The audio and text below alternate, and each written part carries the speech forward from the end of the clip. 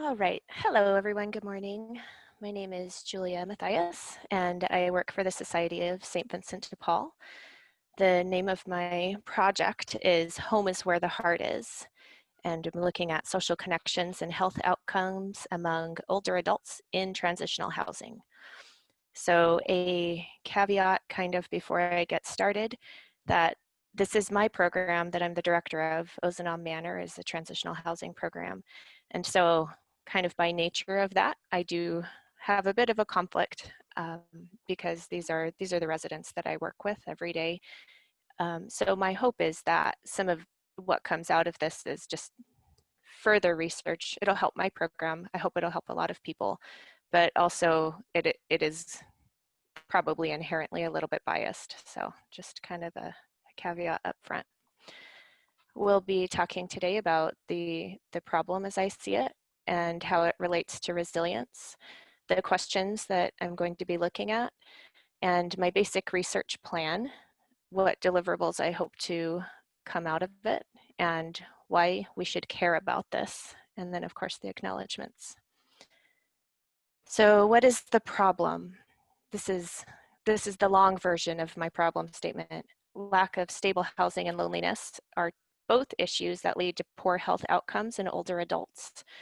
We've known over the past several years that homelessness among seniors, which is typically 62 and above, has risen dramatically, but actually the whole homeless population, the age is shifting, and it's projected to shift to skew older over the next couple of decades as our baby boomers age as well.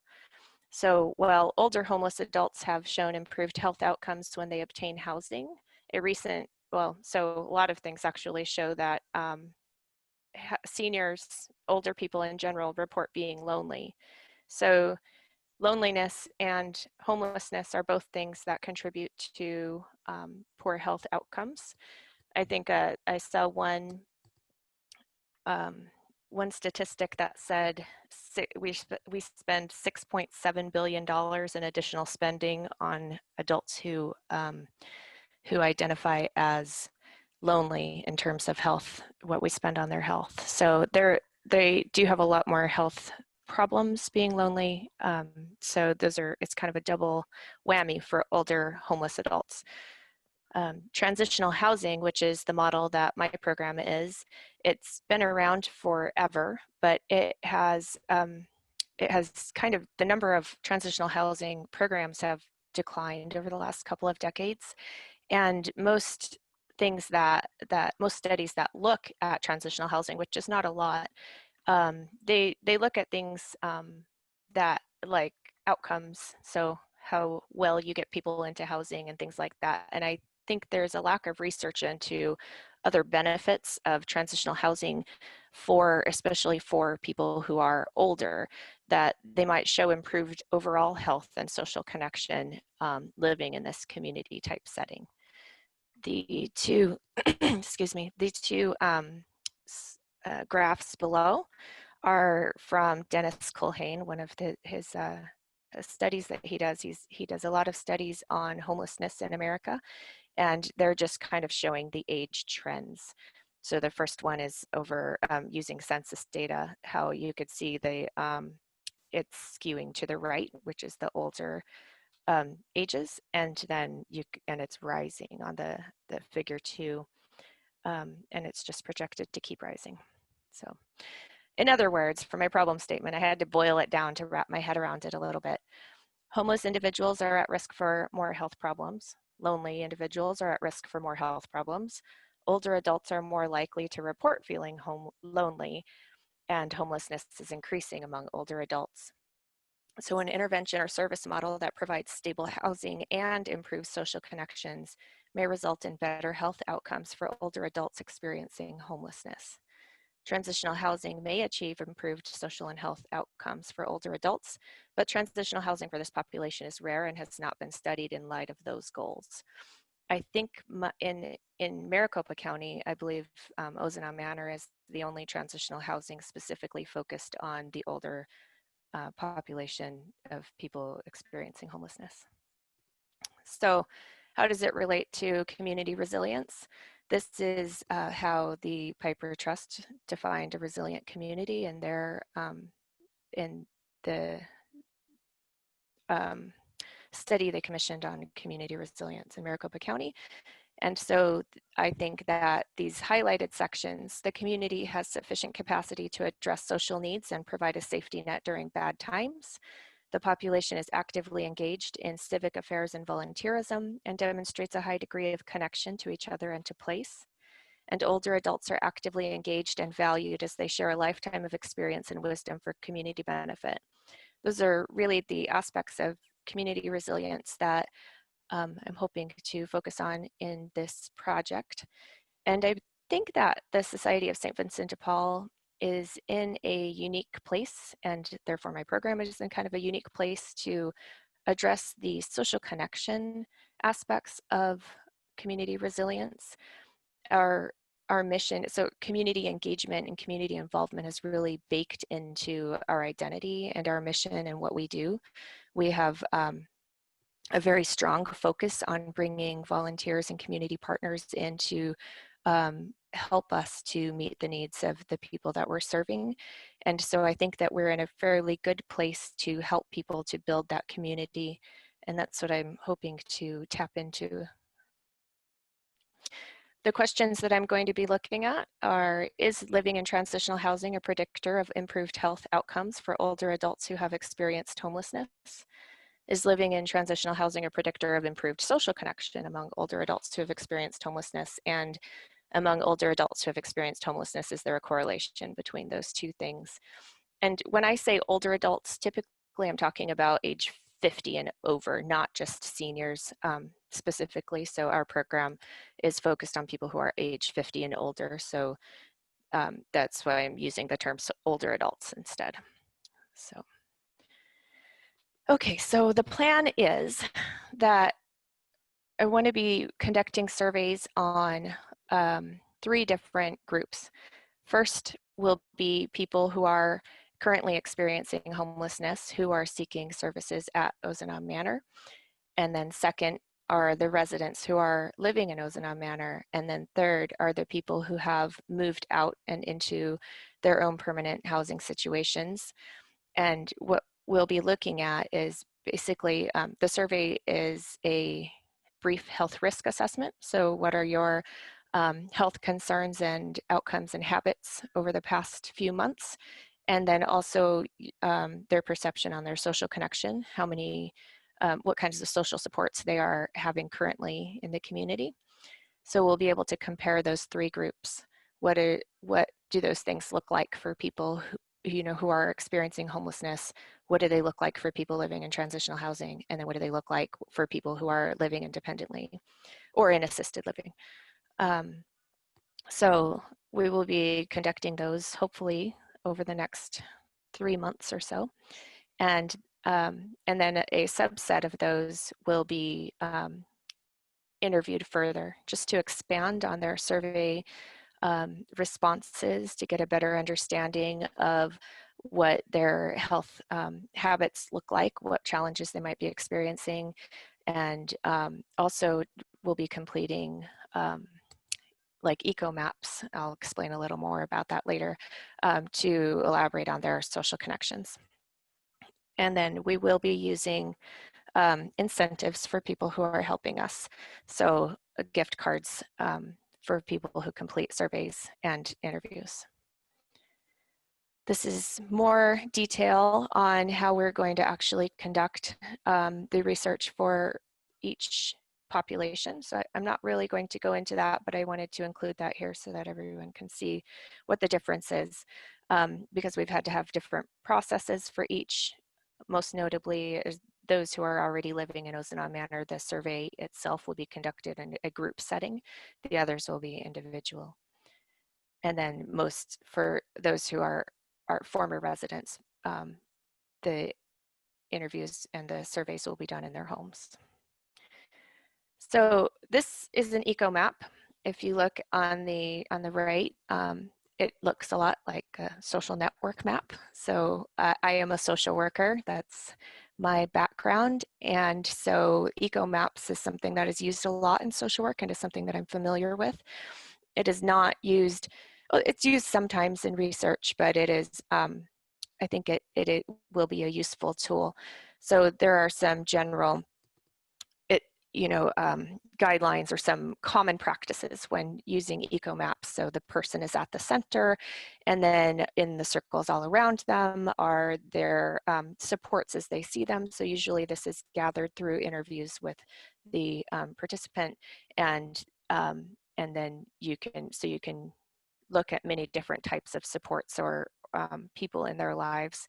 And there's a legend on this case that talks about the strength um, of the connections, or sometimes whether there are stressful connections versus supportive connections, things like that.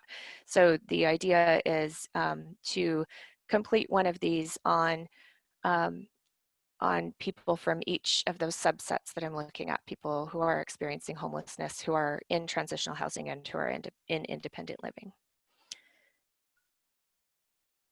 And then my deliverables, so I hope to, I maybe should have reorganized these a little bit. The idea is to identify some practices that we can put in place at Ozanam Manor that can even improve further social connections among our residents and former residents, and their health outcomes. My hypothesis is that those things are related, that we'll see some improved health outcomes among people who have improved social connections or higher social connections. So we should be able to come up with some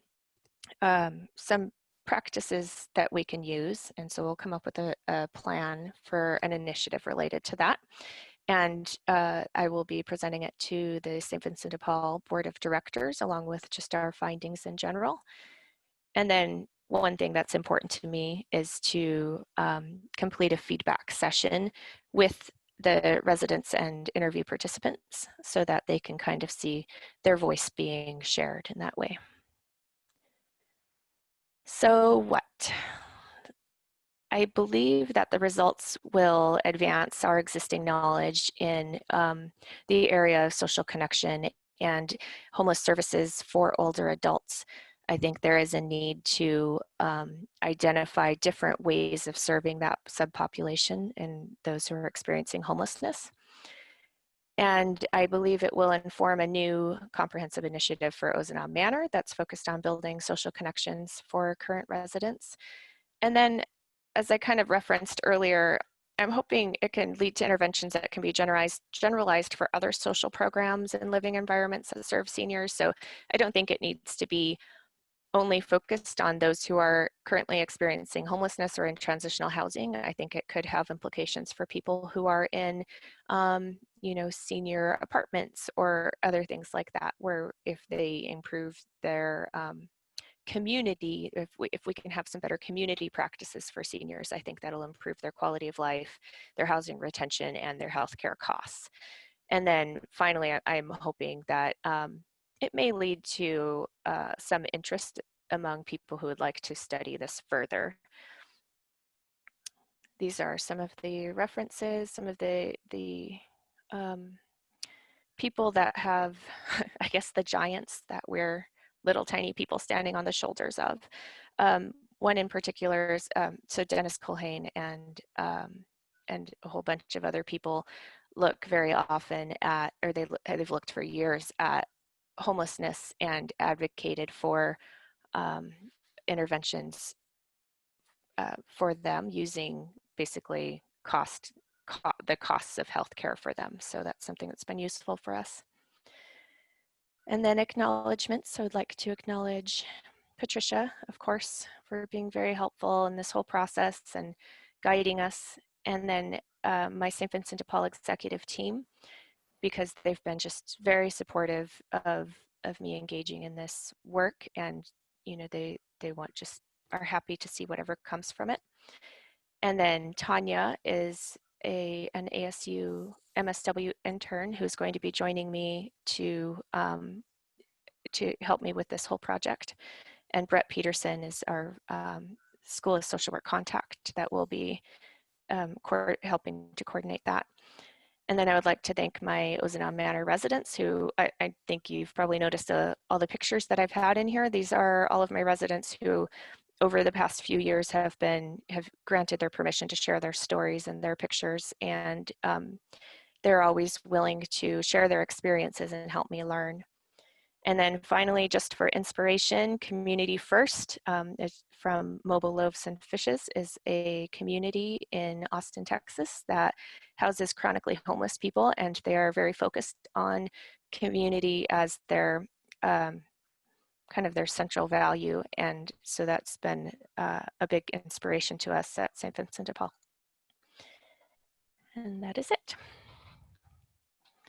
Thank you all for listening. I would love to hear any of your feedback. Thank you. Thank you so much, Julia.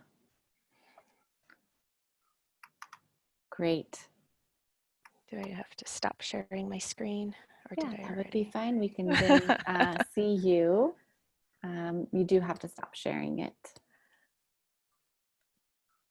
Okay, questions? Michael and Thaddeus were asking a little bit about the Ecomap. Can you maybe take some of their questions? I don't know if you want to clarify from both of you. Let's see. So they're asking about, you know, if they're from a mix of surveys or interviews or oh, good question.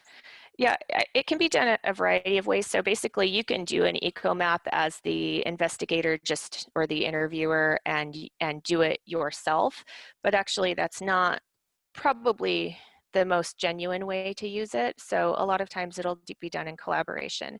I think how I envision doing it is kind of doing the interview, going back, creating the Ecomap, and then having another session to check in and go over it with the person and make sure that it is the same way that they view their social connections.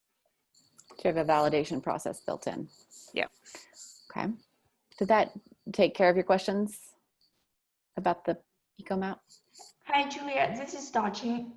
Hi, Patricia. So I have a question. So this is really great. I just have a question about mobility because I used to work senior transportation, and some of the literature suggests that mobility and the way people can get to where they want to. So it's a very, very important factor affecting seniors' health. I just wonder whether you plan to or have some ideas about how to incorporate that into your research. That is a great question. I haven't thought of that specifically in terms of this, although I hope that does come up. But one of the reasons I think that being in a transitional housing or any community like that is better is because you don't have the same mobility issues. So your community is there with you. And then also they have the built-in staff and more formal supports who can help them with those mobility issues, the transportation issues, to get to the resources they need that are not on site. And I do think that is an issue for when people move out. When we have activities and we invite them back, a lot of times it is the transportation that will stop them from coming and those types of things. So I think that is very important. I can't remember if I have any specific questions in the survey that ask about transportation needs, but there are some general questions about what are your barriers to meeting those. So. I don't know, maybe, so I don't know where you are in terms of your survey. It might be interesting to look at some of the questions. For sure. Yeah. Where you could still add those kinds of things, actually, Julie, if you want. It's in the committee review right now with the IRB. I just checked on it. They're pushing back a little bit because they're, as expected, concerned about pandemic issues, especially with this population. So I think that they're going through a particular longer review because usually it doesn't take this long. Yeah, but you could still add a couple at this point if you wanted to. Okay, I'll look at what's already there. And the COVID-19 the whole thing has kind of thrown a little bit of a wrench into it, because how could it not affect people's socialization at the moment? So I'm a little worried about the results of that. So I do have a couple of questions in there on how the coronavirus pandemic has impacted their ability to seek social supports. But it's definitely a factor for me as well.